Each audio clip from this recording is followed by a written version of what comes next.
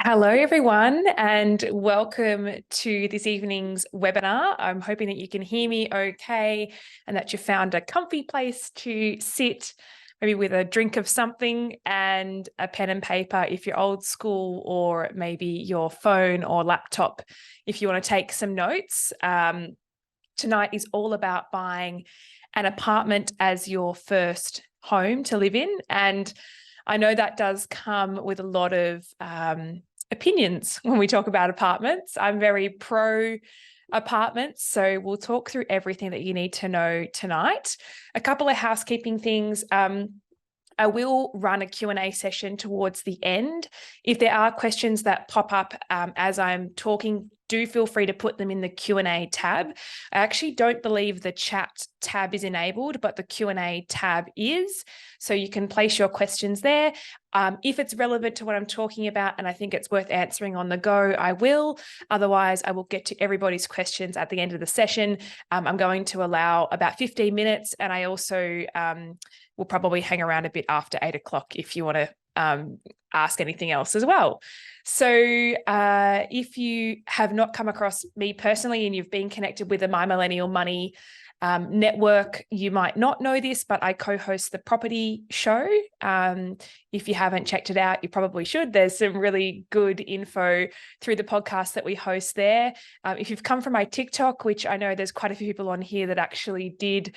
TikTok's such a strange medium, but it's an avenue that people do find new connections. So if you've come from there, welcome as well. This is part of the My Millennial Money webinar series, and there are experts that talk on different topics. I believe it's once a month, and the recordings from the previous webinars can be found on YouTube. This will also be recorded tonight. And if you miss anything you want to go back over, pending, fingers crossed, technology works for us, it will be uploaded on YouTube. Now, I have put a presentation together this evening, but I'm not for death by PowerPoint. If you've been following me for a while, you know I do a lot of things just off the cuff, and I love talking about property. I'm very passionate about home ownership. So there's no script involved in tonight as such. As a bit of a presentation to guide and make sure that I'm covering off on everything that I said I would. But if I go on tangents, stick with me. I will do the best I can to get to everybody's questions. Now, I just need to share my screen and start the presentation. For some weird reason, it wouldn't let me actually present and then share. So we're going to go with this way of doing it. Okie dokie. So apartments for first home buyers. And look, I think the reality is, as a first home buyer, apartments really are the main choice that you have to enter the market. It's the price point. It's the entry point into the market in certain areas. And I know we have people joining from all across Australia tonight. Certainly in Sydney, Melbourne, Brisbane, the inner cities lend themselves to apartment lifestyle. And so therefore it's quite a relevant topic for a lot of people who are entering the market for the first time. So you've probably heard a couple of these statements, and you're probably nodding your head or having a bit of a giggle that, you know, mum and dad would say, oh, I wouldn't buy an apartment, or apartments are a poor investment. Or perhaps they've suggested, or someone has suggested, you know, your uncle, auntie, someone who has maybe had a property that's a freestanding house their whole life, has said, just buy a bigger place further out. And it's a really interesting comment, because to me, that actually implies that having a big place is a good thing. Like having a big home is where people want to be. But actually, as we all probably know, you know, being on joining this webinar, you're probably interested in buying an apartment. You would know that apartments offer lifestyle. I attended an event just yesterday where here in Melbourne, and it was talking about future Victoria. And this is not just relevant to Victoria, it's actually relevant to anybody, anywhere. There was an economist talking, and there was something she said that really shocked me, and I hadn't actually heard before. And it was that your postcode is just as influential on your life expectancy as your genetic makeup is. So your postcode is just as influential on your life expectancy as your genetic makeup. And I was like, what? How does that even, like, that doesn't even really make sense. Like, how could where you live actually impact your longevity? But when you think about it, and then I went on a mad Google hunt about this whole statement. And when you think about it, the access to amenity, to hospitals, to healthcare, even walkability of areas and not being on the road as much and simply not being as prone to car accidents can actually have a drastic impact on your life expectancy. So there you go. Something new that I learned that you might find interesting as well, and maybe have a Google after the session to learn a bit more about that. But the reason I bring that up is that the postcodes that you find apartments in are typically the ones that have everything at the doorstep. They have the access to the CBDs. They offer lifestyle. And I mean, I'm in my apartment. This is my study in my apartment tonight. I've been an apartment resident for a very long time. And to be honest, my ultimate purchase will be an oversized apartment because I just think they're great. So call me biased, but I personally just love them. So what we'll cover off on tonight, we're talking about the pros and cons of the apartment lifestyle. What is a great apartment and what is not? And I've actually got I've pulled an example of exactly what I think a great apartment is. And you can chime in with questions about what you think it may or may not be. Then the kinds of features to be aware of, which is a really important one. Looking at the potential costs associated with apartment living, which we all know body corporate or owners corporation comes into that. So we'll unpack that in more depth. And I'm sure you'll have questions on that as well. And then looking at how to align your apartment with your home buying goals. And when we talk about that statement, we're talking about how does this first purchase then play into the rest of your property journey and what that might look like, whether it's renting the apartment out at a later date, whether it's springboarding you into your upsizer, your family home, or just a larger property down the track. So yeah, we'll cover off on all that and we'll leave plenty of time for questions. And I'm happy to go down whatever tangent we need to go down to make sure you get value out of tonight and feel equipped, ready to buy an apartment. I have only allocated, and I say only because sometimes you attend presentations and you're like, this person's just talking about themselves the whole time and I hate nothing more.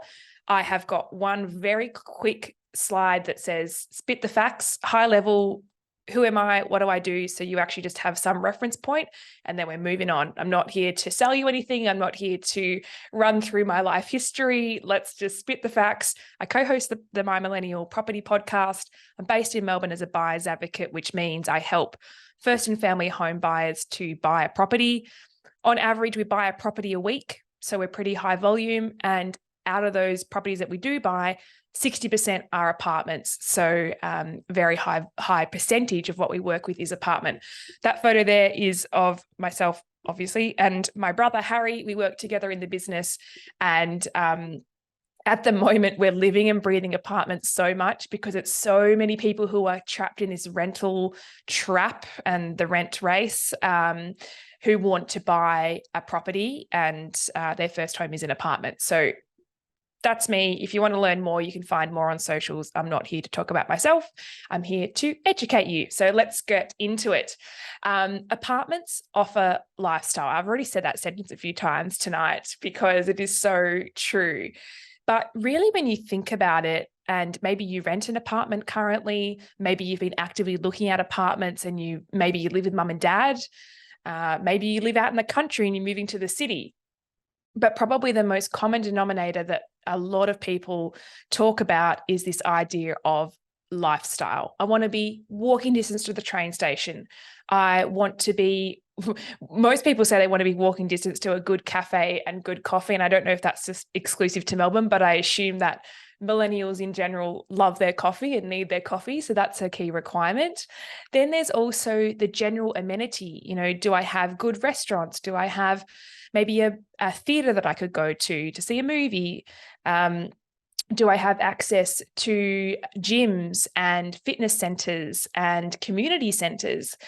And you often find that inner city living is based around all those sorts of amenities. Whereas when you go further out, particularly in greenfield estates where there's new suburbs being made, whilst they are making an effort for community, it's still going to take quite some time. And the sheer density of apartment suburbs versus single-story dwelling suburbs, where those, sort of greenfield estates are, where they're kind of like Lego houses all side by side, that can take a long time to build out. And without referencing this event I went to yesterday too much, it's just at the forefront of my mind, and I found it so fascinating. They were talking about the impact of communities associated to people experiencing loneliness. Now, obviously, we've all been through a period where we've been very isolated at times, and then coming back into integrating into our new normal. The most interesting thing about loneliness was that there are two touch points that actually play into that. We have what we call weak ties and strong ties. Our weak ties are ties to people who are acquaintances, people that we might see regularly, but we don't really have like a deep connection. We wouldn't go sit down and have a D&M with them. It's our barista, it's our hairdresser, it's the person who you see each morning walking their dog while you're walking yours. You don't really know much about them, you know their name, you might know a little bit of their interests, but it's a weak tie. Whereas our strong ties are our family, friends, people that we speak to regularly. The interesting part, and why I bring this up, is that studies show that the percentage of Australians experiencing loneliness is at an all-time high. And one of the key things that can prevent that, or certainly help to lower that figure, is people having more of these weak ties. And it's about this interaction piece. Now, in an apartment block itself, that even lends itself to more acquaintances being your neighbours. So it's just an interesting fact to be across, that those interactions are really important. And I know, and I'm sure many of you agree, that we're in this weird sort of time where loneliness is quite prevalent, especially because we all spend a lot of time on our phones and social media. So the community in which you live in is actually really, really important. And even having a community within an apartment block could be even better for your mental health. So I think that's a really important thing to note and to be aware of. It makes logical sense, but until it was spelt out to me yesterday, I was like, oh yeah, like that's so true. These weak ties are important. And then I walked my walk this morning thinking about all my weak ties who I only know their first name and nothing more. But anyway, that's a side note. Let's get into the pros and cons of apartment living and what that can look like.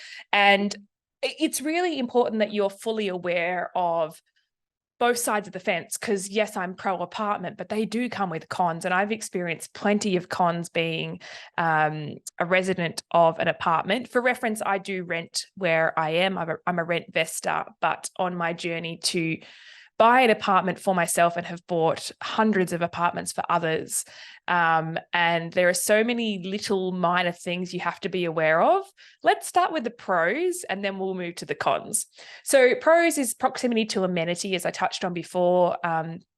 The apartments being very much in areas where you have really great access to, the essentials around you, train stations, hospitals, cafes, amenity, but also apartments can have amenity within the block itself. They might be a swimming pool, a tennis court, a gym. Now, that's a pro and a con, because you do pay more in body corporate fees for apartment blocks that do have amenity. But, proximity to general amenity is a positive. Then we talk about the community within the block. And I've certainly noticed more and more as we go through apartment blocks, a real sense of trying to create a community, whether it be the president of the owners corporation or one of the residents who lives in the apartment block, really trying to make an effort with maybe it's sharing the load of if you have to take the bins out, or it might be a little communal barbecue that you have together, or a lot of blocks do things at Christmas time, like a Friendmas thing, but for their neighbours. So that's some introverted people probably think, oh, I couldn't think of anything worse. I don't want to interact with everybody. However, particularly if you're living alone, even if you are in a couple, it's nice to have another reference point to other people around you as well. It offers inner city living, which is quite obvious. It's very rare you go out to rural areas and there's masses of apartment blocks. These apartment blocks do lend themselves to the inner and middle ring of our major capital cities. They're low maintenance, and I think people don't quite, they don't really think about when they buy their first home. When you buy a house that's on land, and you've got a big yard and you've got an actual, like a physically big house, that's upkeep of the exterior, the roof, the garden, the weeds, the paint, like everything that actually needs maintenance over time. The gutters, oh my gosh, the amount of properties I've gone to that have literally little to no care about the gutters, and then they've got leaking roofs because the water has nowhere to go because it's clogged full of leaves. Like, apartments are so low maintenance. You literally really just have to look after the interior. In terms of the floor space, they're smaller than most homes, so less cleaning. Don't have to worry about your Dyson running out of battery. And I think the biggest thing around understanding the maintenance component is that a lot of the major maintenance is actually what you pay the body corporate for, because the exterior of the building and the communal areas are maintained by body corporate. And I'll dive like hard into body corporate a bit later, but just know that not all maintenance is up to you. Easy to keep clean, which, to be honest, that's a personal favorite of mine. I don't know if anyone else can attest to that, but like low maintenance on the cleaning front when you live a busy lifestyle is definitely a pro.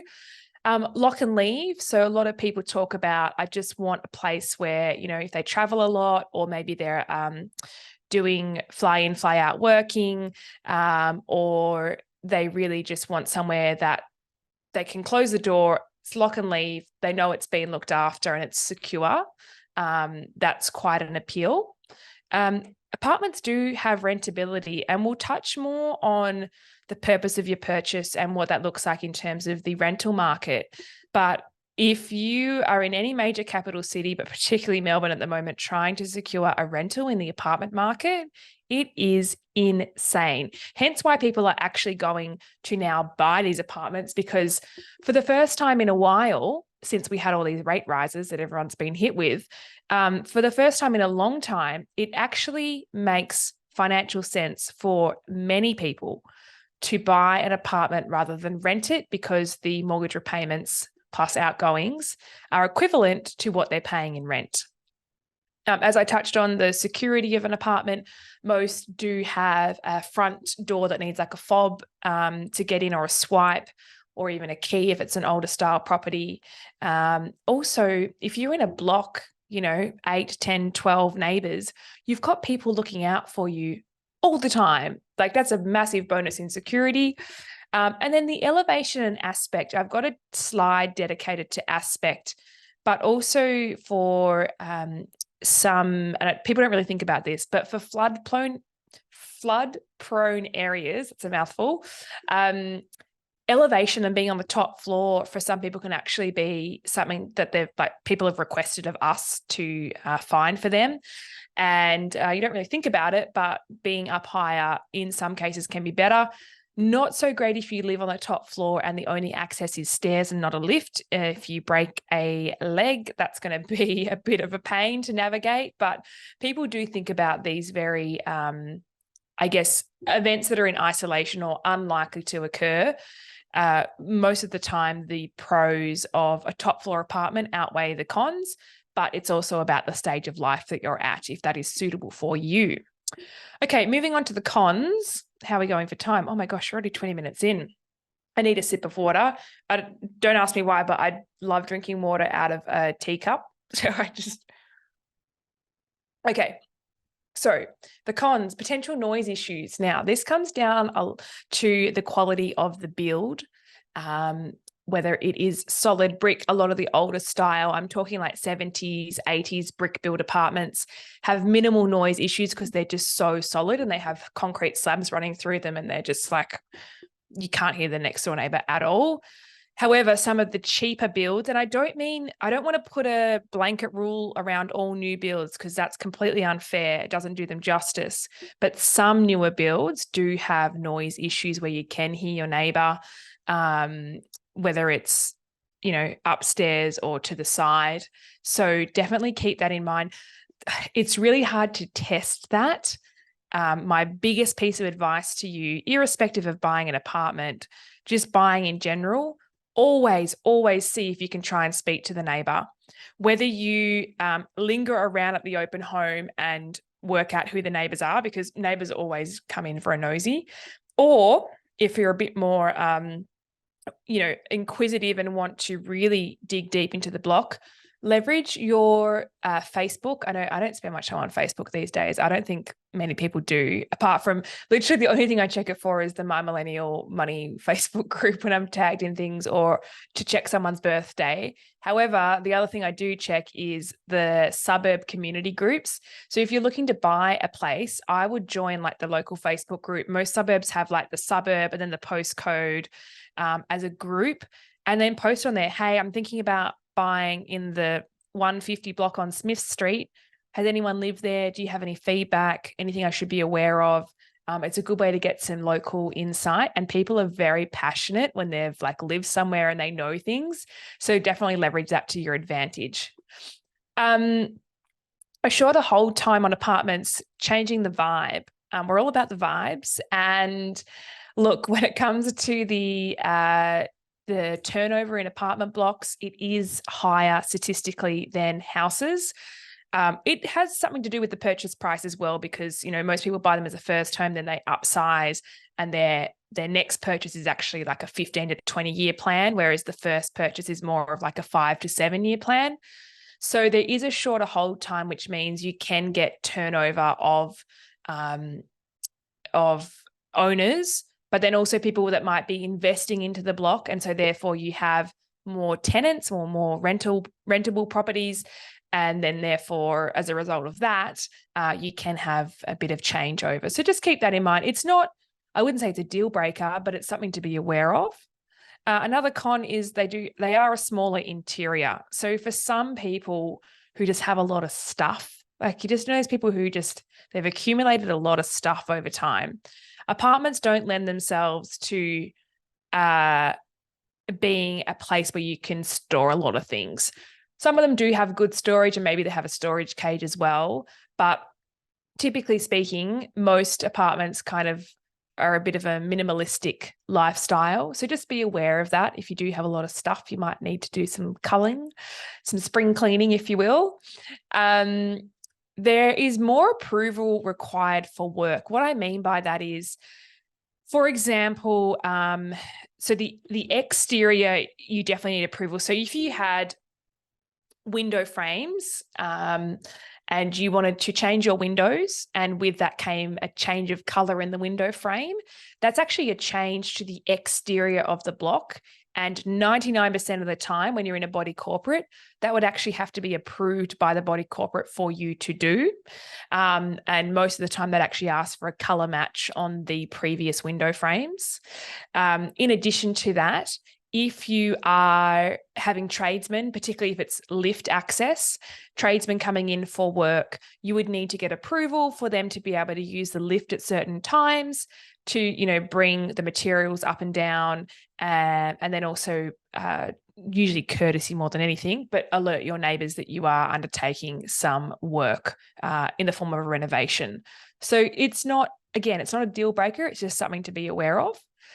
Not as pet friendly. And I don't mean that you can't have pets in apartments. It's more just that, quite obviously, unless you're on a ground floor, you don't have a yard space. So for some people, that's actually the reason they don't buy an apartment, or they might buy more of what we call a villa unit that has a big courtyard, or a townhouse with a yard, because they're a bit more pet friendly. We are certainly finding that people are making decisions based on their pets, and there'll be some of you in there that just don't even resonate with that, and there'll be others of you who go, yep, I am buying a property that caters for my dog. And I hear you if that's the case for you, but pet friendly is actually one of the biggest requirements that we come across when we're dealing with first home buyers. So yeah, just to keep that in mind. It is very rare that a body corporate could stipulate that you cannot have a pet in a block. I've only ever heard of one person tell me that that's been the case for their apartment block. So look, check the body corporate rules, but it would be extremely rare that you couldn't have pets. It's usually a rule that says everybody's entitled to a peaceful environment, and therefore, noise curfews apply after 10 p.m. So just to be aware that that can be a thing. Another con I've put here, main road address. Now, purely by the fact that land on main roads is more affordable than the side streets, particularly for newer developments, a lot of apartments do have a main road address. The reason I list that as a con is more so a noise thing. If it's a main road address, like what we call a thoroughfare road or even a highway, and it's facing the traffic, whilst there might be double glazed windows and, I guess, setback and control to try and minimize the noise, main road addresses historically do not perform as well as side street addresses. So just to be aware that that could be the case for your apartment. If you're buying a main road address, you would always nominate to try and get towards the rear of the block that's actually facing away from the road, and you find that they actually perform all right. But main road face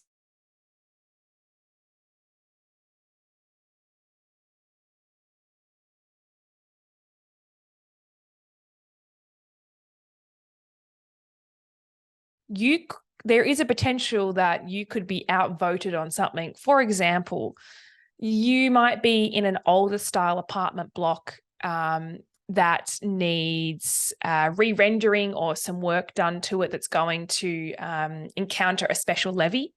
And so with that, you all need to vote whether you're going to go through with that or not.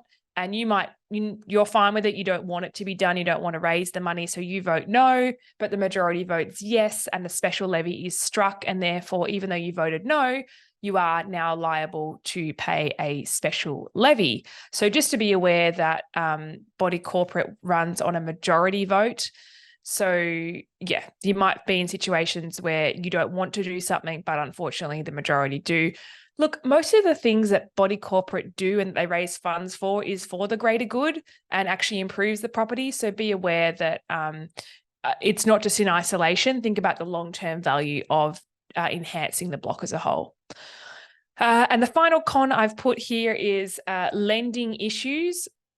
Now, I raise this, and this is probably something to really be aware of, is around the minimum requirements to lend for an apartment. So, for example, there are some lenders who will not use an apartment as security for the loan if it's less than 50 square meters internally. Some lenders simply won't touch it.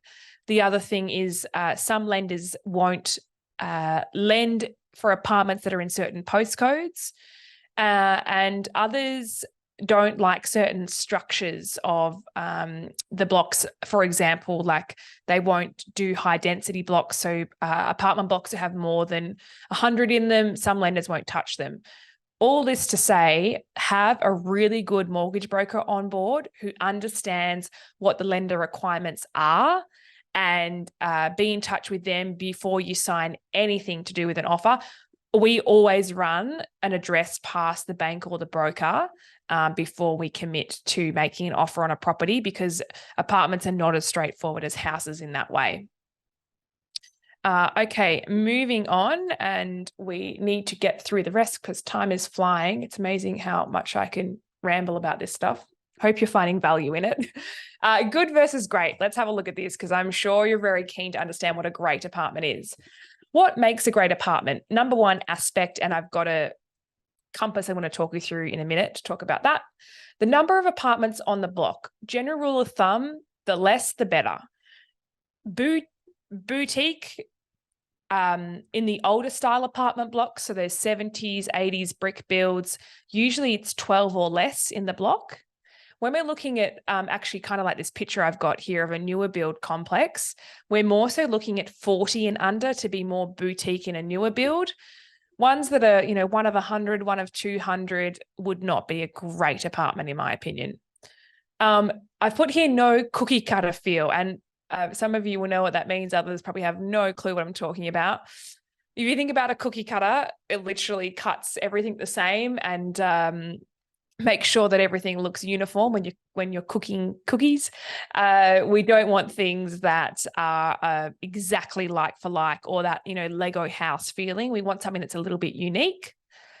In terms of contributing to a great apartment, and an A-grade location would be key. A-grade means the cream of the crop, means the, you know, most ideal spot, ideally less than 1 kilometre from a train station, ideally also walkable, but even drivable would be acceptable to a supermarket.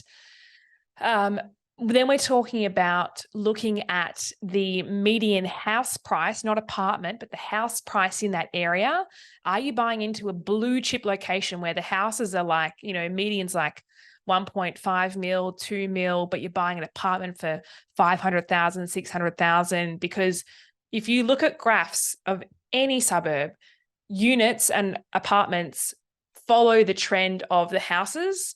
And so if you're buying in an area where the house prices have gone up drastically, I would almost guarantee you'll do well out of an apartment purely by proximity to the location. Looking at oversize. Now, here's something to write a note down. I really should have put a slide about this, about some guides for the square meter. So listen carefully on this one. 1-bedroom apartments should be no less than 50 square meters internally. So I'm talking about what sits between the 4 walls. I'm not talking about balconies. I'm not talking about car spaces. The footprint of the internal apartment for a 1-bedroom should be no less than 50 square meters. When you're getting into sort of 55 to 60 square meters, that would be considered well and truly an oversized 1-bedroom, and it might even have a study nook or like an allocated study area in there. When you're then looking at the 2-bedroom apartment space, ideally, you want no less than 65 square meters internally, plus your balcony, plus your car space. An oversized 2-bedroom sort of sits more towards the 80 square meter mark. And then when you're getting into 3-bedroom territory, really 85 to 90 is sort of your minimum square meter. Anything 100 plus, it's big. They're big apartments. When you get into 100 square meters plus, they are sizable. So just to recap, 1-bedrooms no less than 50 square meters, 2-bedrooms no less than 65 square meters, and 3-bedrooms would really be upwards of 85 to 90 square meters. If you're unsure about what the size of the apartment is that you're looking at, and it frustrates me so much because agents often include the balcony and the car space in their size. I say simply. It's simply for me because we've got a database that tells us. For general public, you would be either calling the council to see what they have on file, or you would be seeking out potentially from your mortgage broker. They should have access to CoreLogic, which is an online platform that is like a database for all the real estate listings. And should they know how to navigate their way around that platform, they most definitely could be able to find the square meter of the apartment, the size of the apartment. So be sure to ask that. We want a block that is a strong owner-occupied ratio, so more owners than there are investors. That's mainly to do with upkeep and the decisions that are made around the body corporate. We find that people who live in blocks where there's a high owner-occupier ratio actually see better results and better management of the blocks as well. You definitely want an apartment. For it to be great, it has to have an outdoor space. There's just no question about that. You need a balcony, a courtyard, a terrace, something that you open up a door from your apartment to an outdoor space. That's a really big requirement.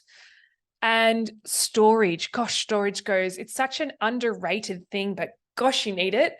Whether that's internally with good size built-in robes, or you can add it as a value add. Ideally, a decent sized pantry, storage in the bathrooms, but a storage cage, when you live in an apartment and you have a single car space, you don't have a garage, a storage cage for like your camping gear, your suitcases, maybe your surfboard, extra things that you don't use all the time, but you need somewhere to put. A storage cage is a great solution, and they often are in the newer builds.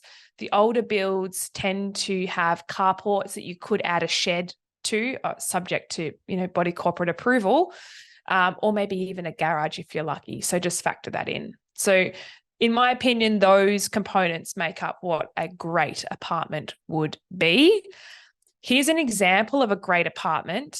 Now, it took me a while to, hang on, let me put myself up here. It took me a while to get this property for a client we were working with. And when I was brainstorming yesterday about what I was going to show you, I definitely wrote this presentation like weeks ago. No, I wanted to have it fresh in my mind. And so I was looking at examples that we recently bought. And let me run you through why I believe this is a great apartment. And we looked at so many apartments to land on this particular one. So first things first, a lot of people like the feeling of like a mini house and having an entryway into a place rather than opening straight into your living or straight into your kitchen. So you can see from the floor plan there, just here, you've got your entryway, and then to the side, you've got the kitchen. It already has a dishwasher installed. It's got room for the fridge, and it has the pantry, which is in this photo over here. And it's been updated as well, which is always a bonus, but it's got adequate storage, and you could put the dining in there. Actually, this photo doesn't really do it justice. You could definitely fit a table and chairs in there. Then moving through, you've got the living dining, and it has a north-facing aspect. Oh, I must get to the compass photo, but just mental note that north-facing living dining with a door that leads out onto the balcony here. That balcony is also the window there for bedroom number 1. There's no measurements on here, but I know that bedroom on one side, I think it was 4.2 on one side and 3 on the other.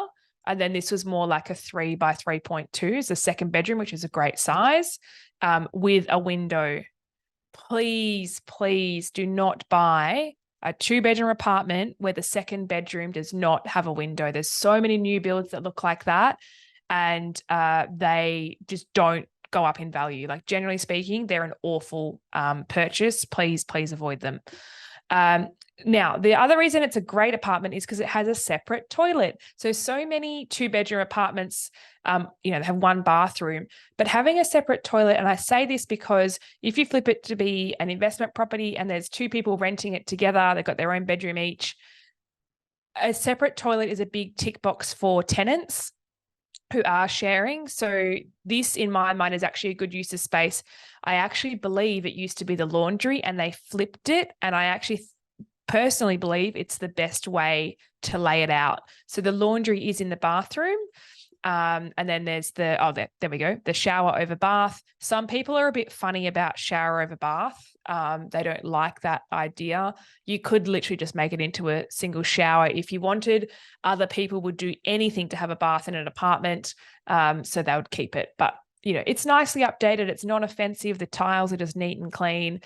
And more than anything, the biggest reason I think this is a great apartment is because of the actual block it's in. It's an older style. I believe it was built in the 80s. I think it was an 85 build. Now, what would have made this like an A+ apartment, in my opinion, is if it was top floor. It was actually this one here. It was the middle floor.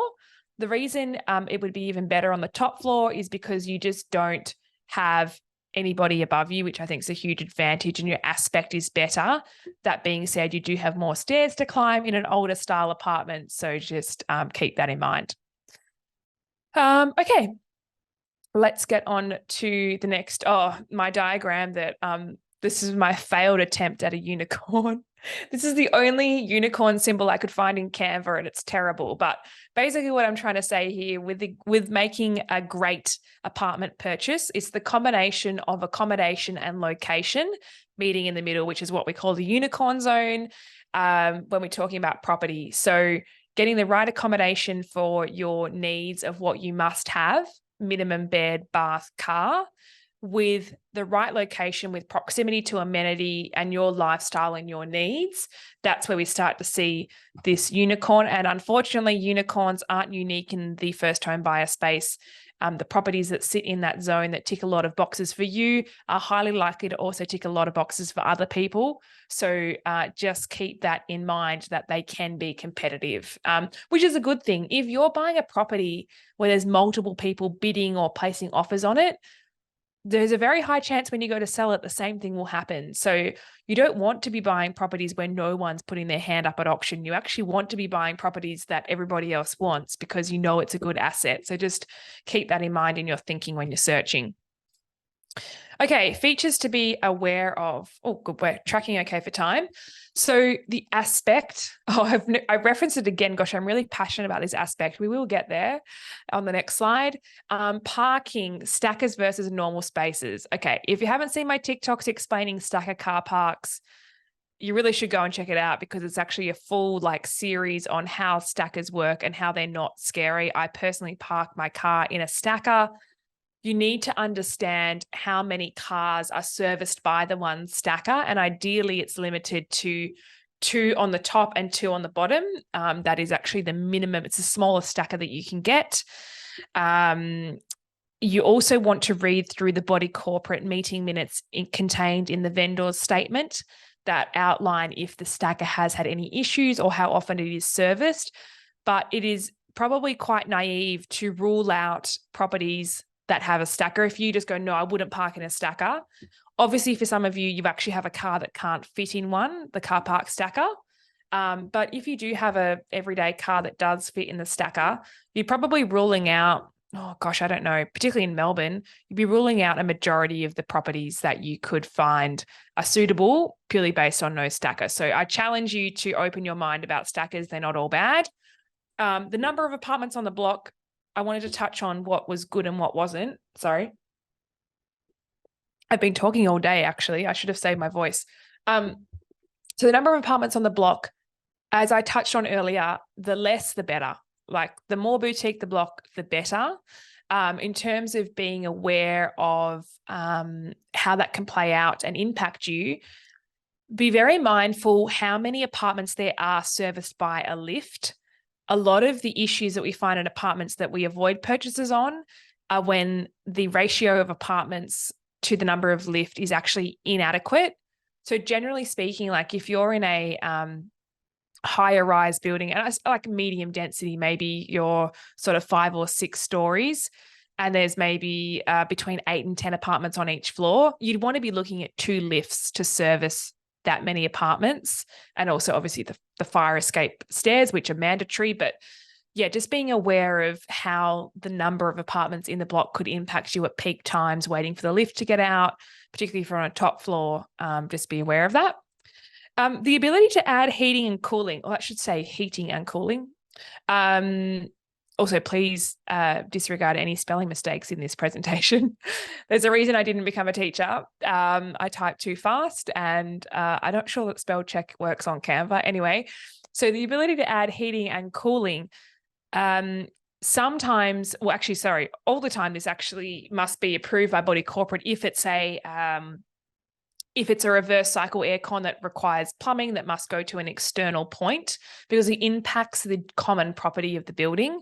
If it's like a panel heater that you're adding in, that's not a problem.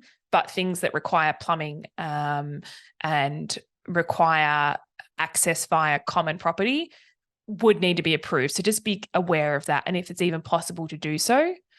Bedroom sizes. This is a good one to be aware of in terms of minimum sizes. So in newer builds, bedroom sizes are usually a standard double bedroom these days is 3 meters by 3 meters. So anything more than that is really a bonus. In the older style ones, you'll see them be more like 3.6 by 3. However, I would when one side is shorter, so let's say one side of the room is 2.6 and the other is 3.4, collectively that still equals 9 meters squared as a room size. So it's just that you need to balance it out. 2.6 is kind of the shortest I would go on one side to be able to fit a bed with bed size that you can walk around the front of. and then have the other side longer. That makes more sense in my head than it probably does with my visual hand gestures. But yeah, 9 square meters, standard bedroom size.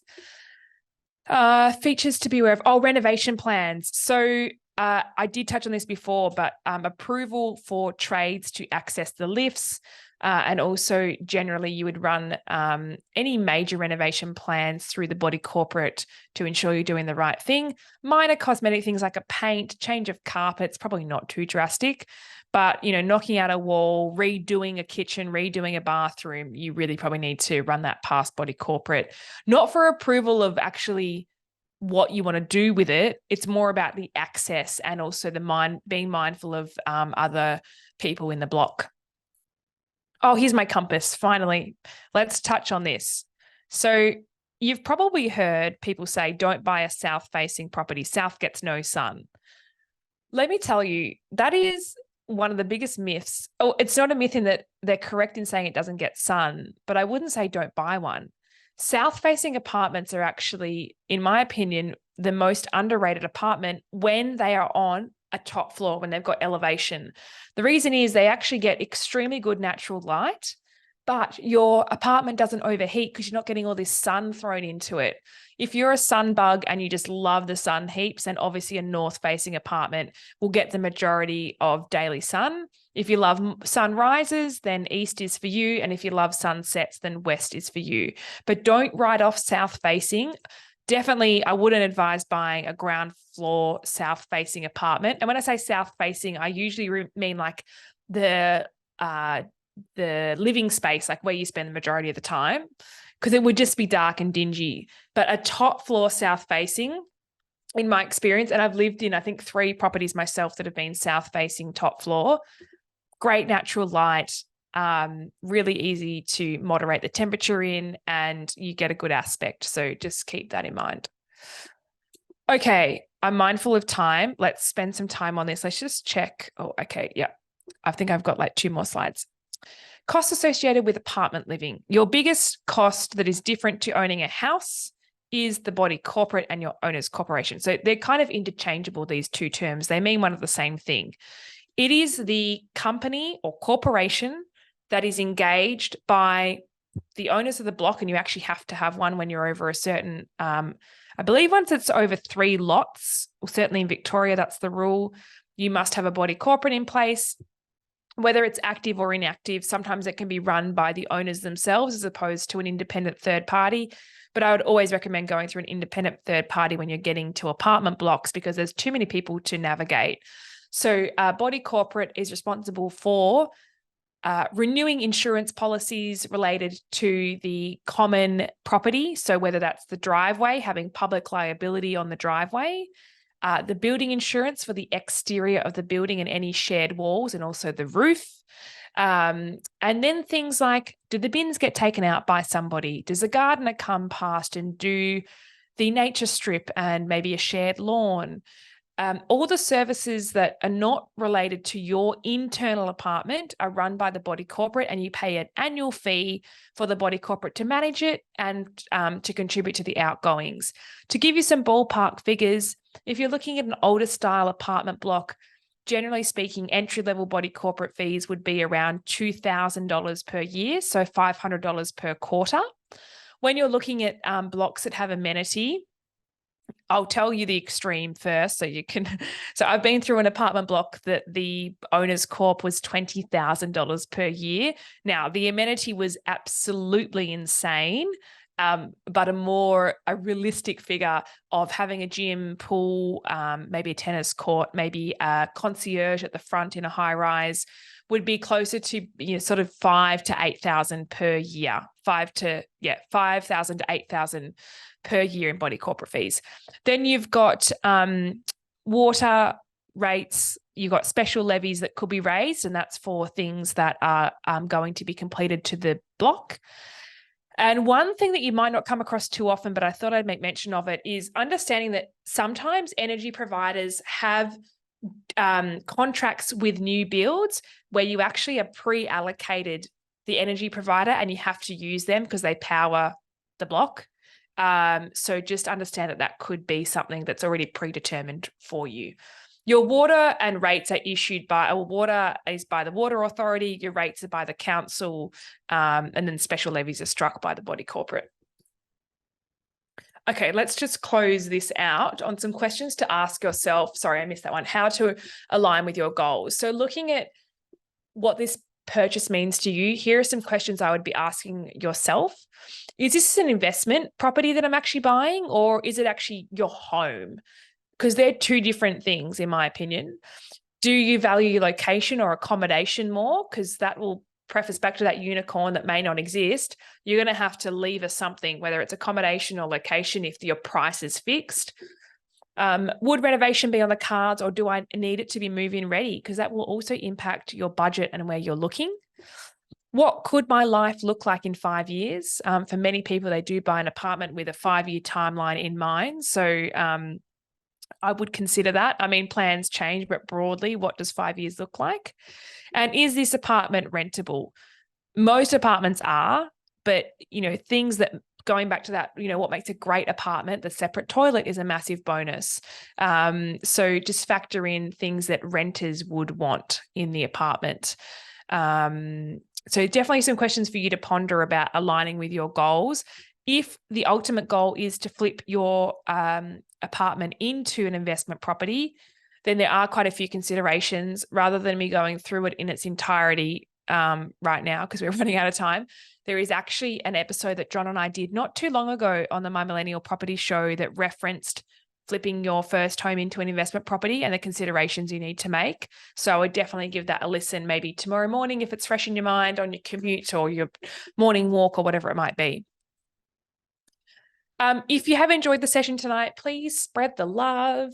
These sessions are free. They always have been, I believe, and probably always will be. I don't know. I can't speak for Glenn, but Glenn's done a great job building this community, and spreading the love is important.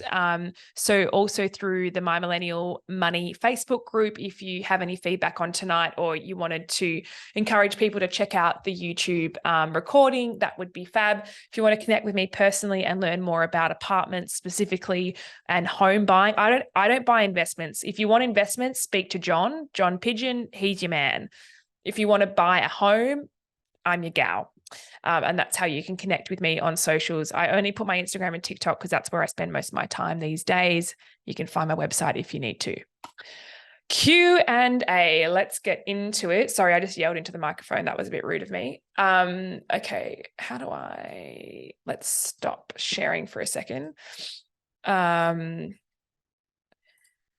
dokie. Oh, here I am. Okie dokie. So, do you have any must-read articles or must-watch videos before starting the buying journey for your first apartment?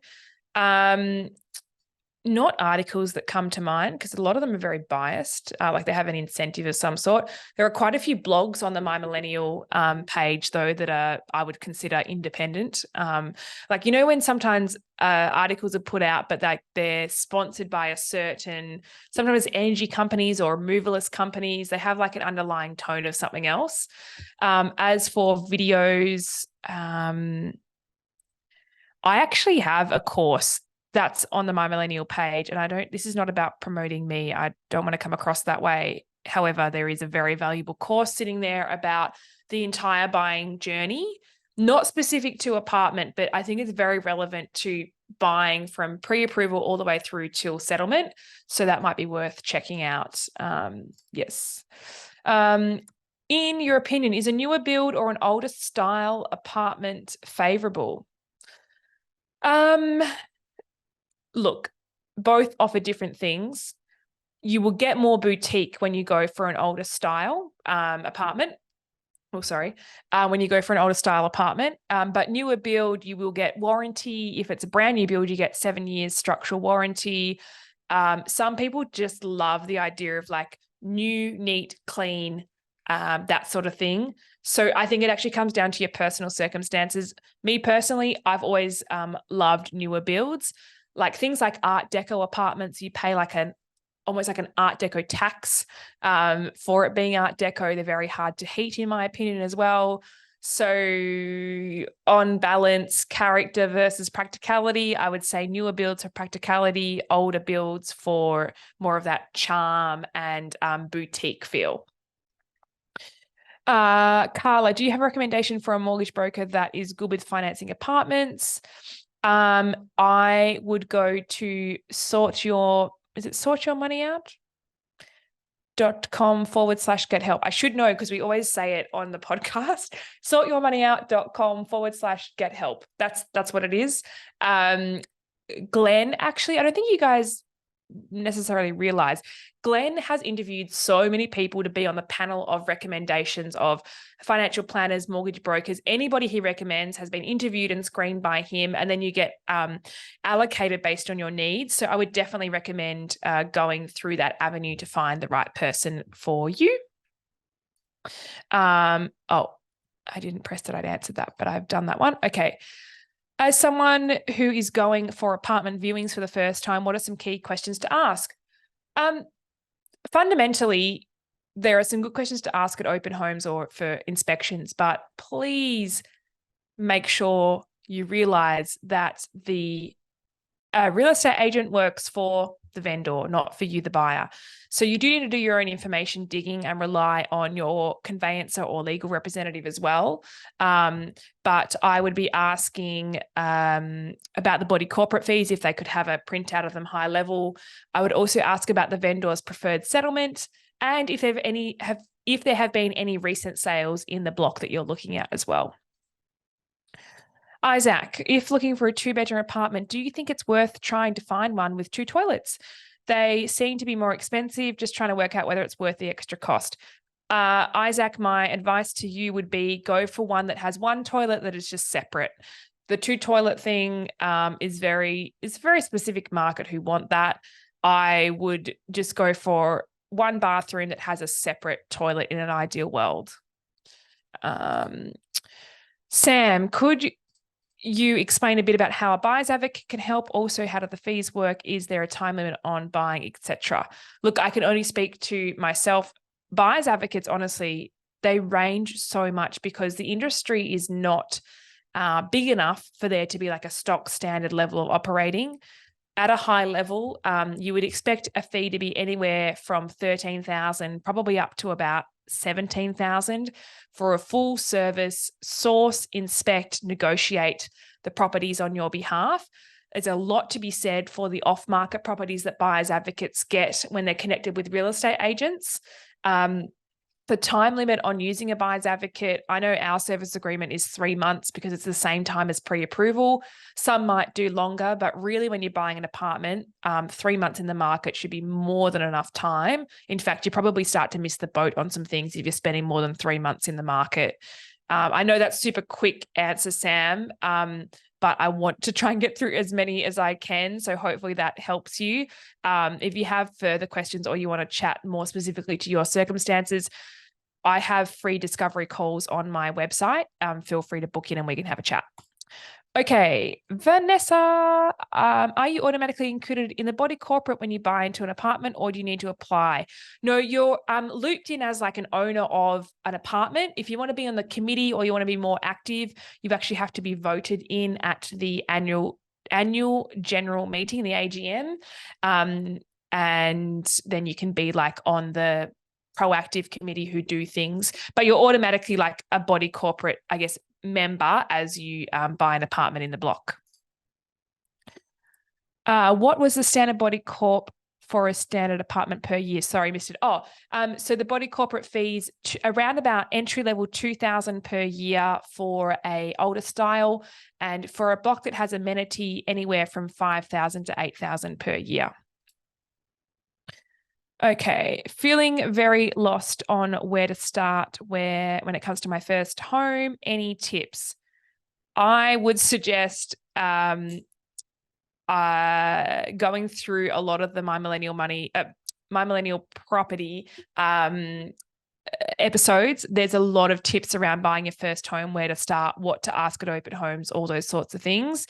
Consume as much as you can, but be very careful who you listen to. I wouldn't be listening to people who don't buy property for a living for tips, i.e. mum and dad, because it's probably been a long time since they bought and they might not be up to speed with the current market. So just be careful where you get your information from.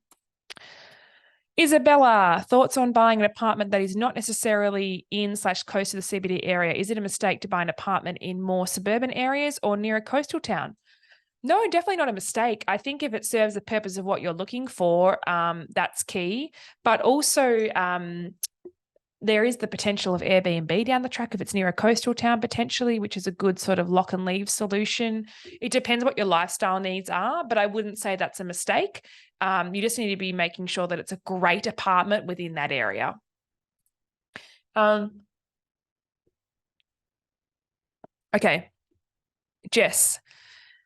Pitch makes one Betty's sound like a bin fire. Can they ever be a good idea? Yes, they can. And I'm happy to battle this out with John at some point in time. They can. You need to buy something that's unique, though, and you need to buy something that's a good size. So definitely more than that 50 square meter. And in a boutique block in a great area, we've had some one bedrooms perform extremely well for clients that we've bought for. And I know of other people in other states that have bought one bedrooms that have done well. So I wouldn't say they're a bin fire, but John might think otherwise. I think that's because of John's personal purchase that he has a bit of a thing against one bedrooms, but I'll let him speak for himself another time. Okay.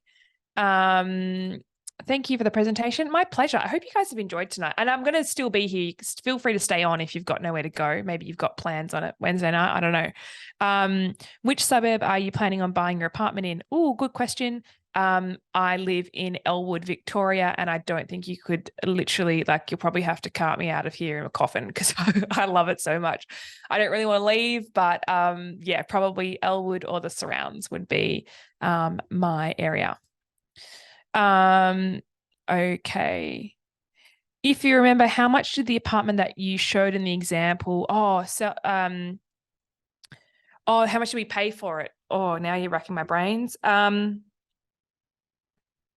Armadale Street. It was an off-market property.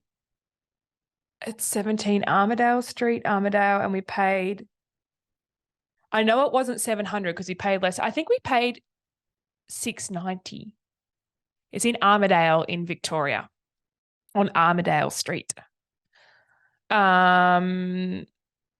Is buying a one-bedroom apartment not a great investment, and is it better to push finances and wait longer for a two-bedroom? Not necessarily, Anita. It depends upon, I should say, the block in which you buy in.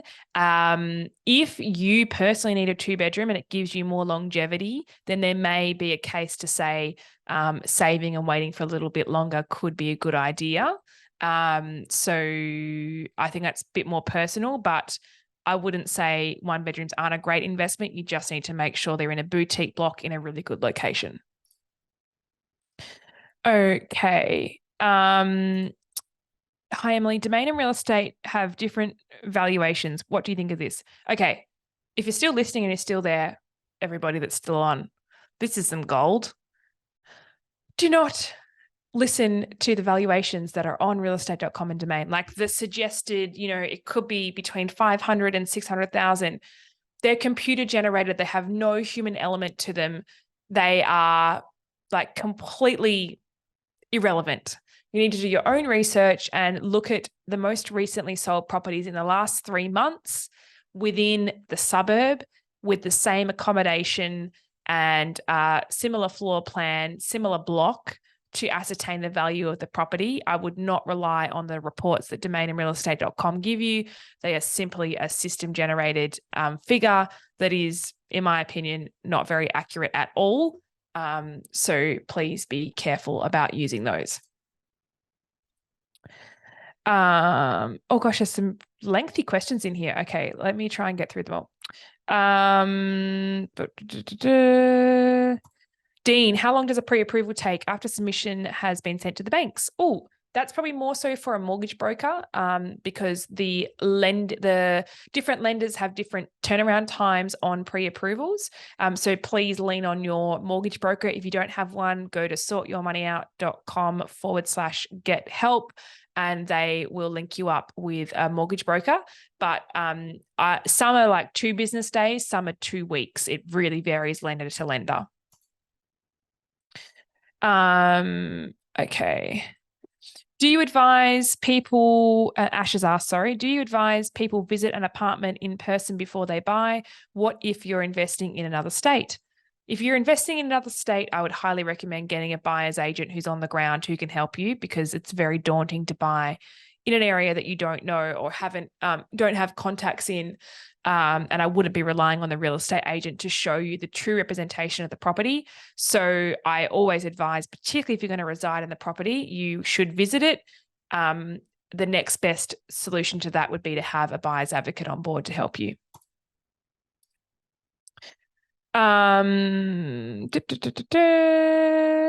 Okay. Scott has asked, what's the minimum size for a 2-bedroom apartment, and would you recommend to aim for a 2-bedroom versus a cheaper 1-bedroom? That's a similar question. In that, and it's a common question. I don't mean that in a bad way. It's a common question, Scott. Minimum size for 2-bedroom, 65 square meters internally. Look, in terms of it versus a cheaper, nice 1-bedroom, you're kind of looking at your per square meter rate. And, if it's a 1-bedroom that's 55 square meters internally with great aspect, good block, and lots of good features, then I would probably go for that over a squidgy 2-bedroom that has no outdoor space in a bad location. So it's a balance of, I guess, all attributes to make sure it's a really good apartment.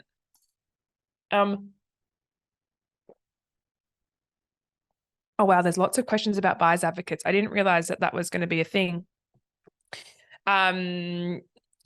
So what might be an average fee for a buyer's advocate?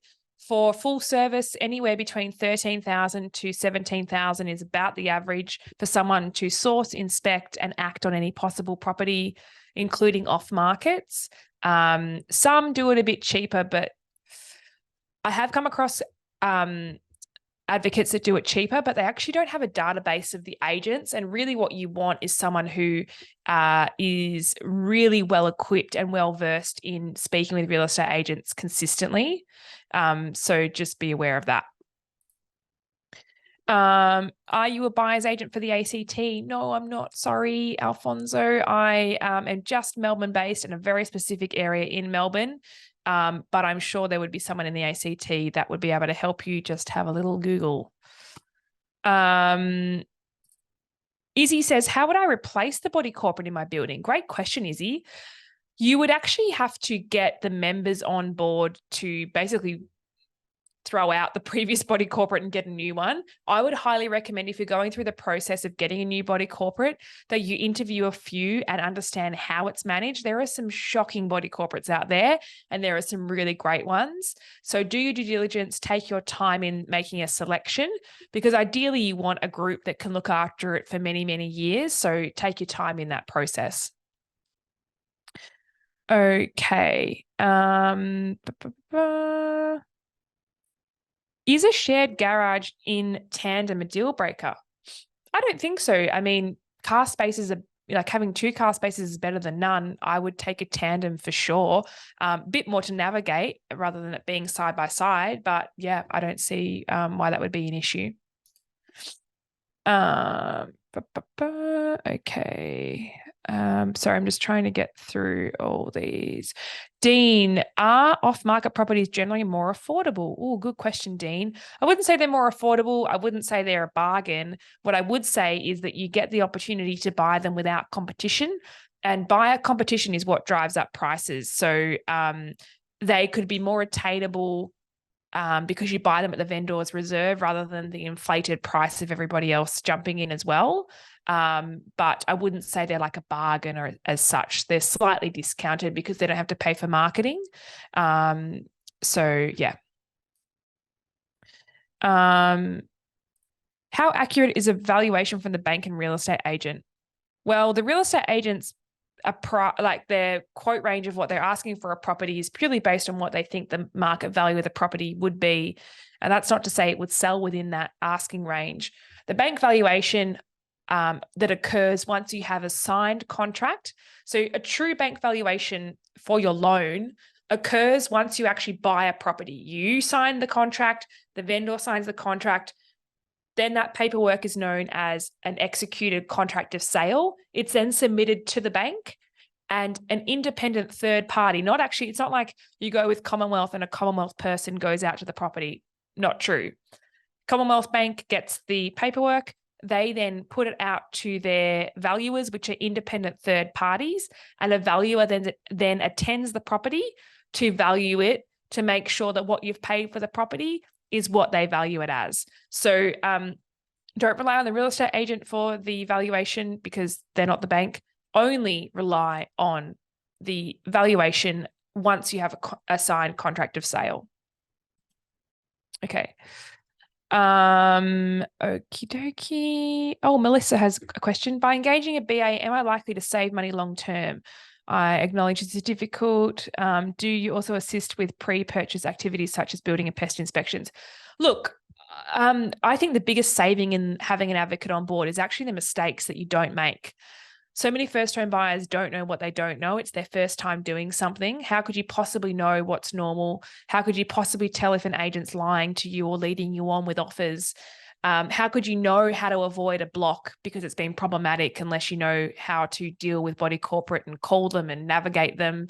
So in terms of the saving, there's a saving element in the off markets, but there's also a saving element in fast tracking your knowledge and having an expert purchase for you.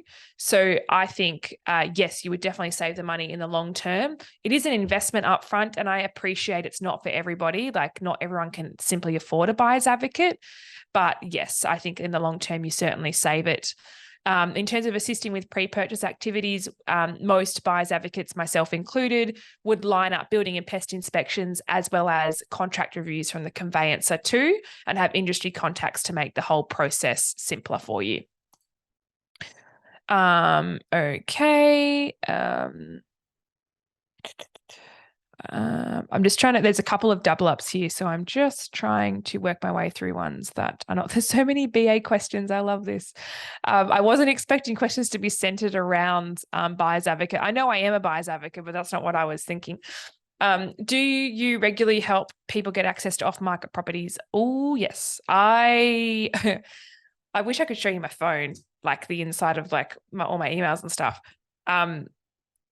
I have more off-market properties than I know what to do with, and that's what gets given to us. There's also things that we call out for and get given.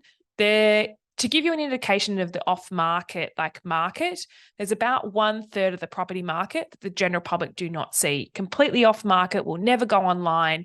Vendors who cannot afford to pay for marketing or simply do not want to market their property online will sell off-market. And unfortunately, without a buyer's advocate, that's what you're missing out on. That being said, buyer's advocates are probably used for, I'd say, less than 10% of purchases. So 90% of people are buying properties without us. Whilst I would argue that they could buy better with one on board, it definitely can be done solo. It just might take a little bit longer, and you just might not have as much choice as you would with a buyer's advocate. Kitty, how many apartments on average do you buy as a BA? Do you buy off market? We buy a property a week. We buy between 50 and 60 properties a year. In terms of the apartments that are off market out of those, well, apartments account for about 60% of that total figure. And of that 60%, probably about 50% of those would be off market. So it's quite a high percentage overall. Are you a buyer's advocate in Melbourne CBD? Yes, we are. If you need help buying, feel free to connect offline and book a discovery call. Happy to chat as to what you need. Carla,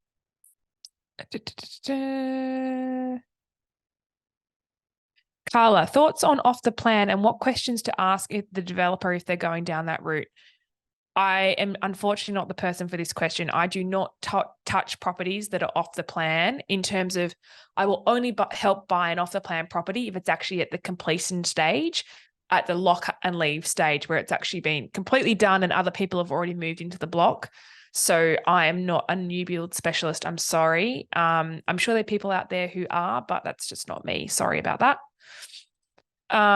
Is 7 to 10 years old considered newish? Yeah, pretty much new. Anything, 10 years or less, I would say is new-ish. Yep. Carol, can you share your advice and thoughts on combustible cladding? How does one go about doing due diligence with this issue? Or cladding? It's problematic. It is.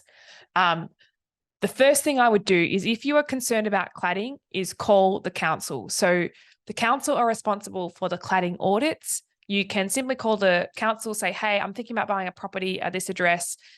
Can I please speak to the cladding division? The cladding division will then run the address through their database, and they will email you with a certificate of what's happening with that property, whether it's been deemed that it's fine, whether it needs work doing. And then from there, you can navigate. If you don't have a buyer's advocate on board, you'd navigate that with your conveyancer to ascertain what status that cladding is at and what liability you might be up for if you buy into the building. Please be aware that there's some lenders who simply will not touch properties that have cladding. So run the address past your mortgage broker as well. Okay. I think I've answered that one. Someone asked about the cost of BAs, anywhere from 13 to 17,000. Would you say 3,600 for a 2-bed apartment is expensive for OCs or reasonable? Yeah, 3,500 a year, probably not too bad, depending what you get. If there's a lift in the property and if there's garden maintenance, that probably sounds about right. Yeah. Thanks for the info. Do you have a podcast episode on turning apartments into Airbnbs? Oh, that one. I actually don't think we have a specific one around that, but John and I are recording on Friday, so maybe I can add that into the mix. Yeah, I don't think there's one specific. There's one about turning it into an investment property, but not about Airbnb specifically. So we could certainly look into that for you. No trouble at all. How do apartments with good location and accommodation near public housing estates usually perform? Great question. Look, it's very hit and miss. There's probably issues if it's actually facing into housing, particularly when you get the high towers that are unfortunately a bit of an eyesore and block a lot of view. Then also the demographic and I guess the look and feel of the area around. Some can simply feel a little bit rough. Others are completely fine. It's more about assisted housing. So it really depends on what type of public housing it is. But for example, in Richmond, Victoria, there's certain areas of Richmond, like near the injecting rooms and stuff, that people just wouldn't touch for a property because the value just isn't there and it's doesn't feel safe for some people. Particularly, we help a lot of single females into properties, and it's just a demographic that simply don't feel safe in that area. There's no other way to put it. So I guess be very careful around the public housing in terms of what it means for the value of the property, because it can put it in a category, even if it's completely livable and fine for you, it can put it in a category that could make it a little bit tricky to navigate. Okay, I'm going to answer like 2 more and then I'm going to have to go. If you follow me and you have followed me for a long time, you know I have a little dog called Henry, and Henry is going to be dropped off here in about 5 minutes from the dog sitter, and you guys do not want to hear how ballistic he's going to go when he gets home. So I'm going to have to wrap it up eventually. Yasmina has asked, are building and pest inspections important for apartments? Also, can you ask the real estate agent if there are any upcoming works on the external part of the property or the buildings? Okay, number 1, yes, building and pest inspections can be important for apartments. More so, they're focusing on the internals. So you might find things like the shower needs regrouting because there's moisture readings in the shower, or maybe the electricity needs rewiring because it's an old apartment that hasn't been done. Those sorts of things are worth knowing. Or maybe there's a leak through the window that's causing issues with bubbling paint or something like that. As for asking the real estate agent if there are upcoming works, fundamentally do not rely on the real estate agent for information. Rely on what's been provided to you in the contract, and then lean on your conveyancer to do further investigations if you don't have a buyer's advocate on board, because that's to do with the body corporate. And whilst some real estate agents might be helpful and actually have the right information, you need to remember that they don't actually have to provide representations beyond the documentation of the property. So I wouldn't take their word as gospel when it comes to works that are being completed. Okay. What are your thoughts on buying an investment property in the same block you live in? Ooh. My first knee-jerk reaction to that question is spread your risk. Do not buy where you already live, like diversify your risk, and maybe buy something that for a similar price point is a house on land in another area. It wouldn't be the first place I would buy. I wouldn't buy 2 properties in the same block personally. Okay, one more, and then I have to go. What is your success rate? Are there many people that you cannot find properties for? Our success rate, I have only ever not bought for one client in the whole time I've operated. It's been 5. We just ticked over 5 years. As I said, we buy a property a week. So what's that over 5 years? Like a lot. 200, over 200, under 250 properties, something like that, as well as auction bidding and things like that. There's one client I didn't buy for, and actually they did buy a property. They bought an off-the-plan property that I wasn't going to support them in. I made that clear. The property still isn't built actually, and it was bought in 2021. And I made it very clear we don't buy those properties, and they were totally fine. They've actually referred us. Someone who's working with me right now was referred from them. So they were all very amicable and fine. But outside of that one client, I have bought for every single client that we have worked with. You could speak to any one of them. They'd happily chat to you. We don't take on profiles that we cannot service. That's why I spend time doing those free discovery calls. If someone gives me red flag vibes and they can't afford what they want, unfortunately, we won't go ahead with them because our success rate is so high. I hope you have found value in tonight. I'm sorry I couldn't get to every single question. There's just so many of them. If you have a question and you want it answered, maybe just head to my TikTok and put it in a comment on one of my videos. I will reply in a video like response for you, and talk through whatever your question is. But thank you so much for jumping on board. I hope you've gotten value out of tonight. If you did, please spread the word.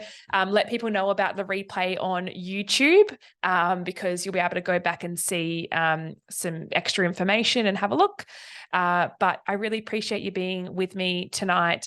All the best in your house hunt. A huge milestone if you are out there house hunting right now. It's a big point to get to be involved in finding your first home. So yeah, I really appreciate you spending the night with me, and I wish you all the very, very best in finding your first home. And if I can help you, you know where to find me.